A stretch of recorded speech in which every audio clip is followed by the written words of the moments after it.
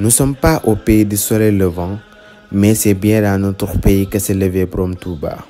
Parfois, on nous attribue le nom de Sa Touba tout en faisant référence à notre comportement. C'est parce que nous, les Sa Touba, nous ne connaissons rien que les écrits angéliques de Borom Touba, et c'est d'ailleurs ce qui nous empêche de commettre de coups bas.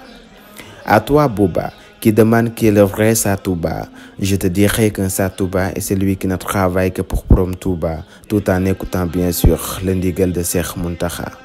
J'en rajouterai que le Sa Touba est celui qui sait et qu'il doit aider. Un Sa Touba, c'est aussi celui qui aide sans pour autant savoir celui à qui il apporte son aide. Que tu veuilles aller à Touba ou non, Safar te fera entendre cette mélodie où que tu sois. Mim réew Bamba ko moom jërëjëfe Borom Touba. nee na benn jaam tawul bind jay ak la jar cay lépp yaa gën a rëy kanaa ca yëg la mu naa ci lépp menn mbër nga mu rëy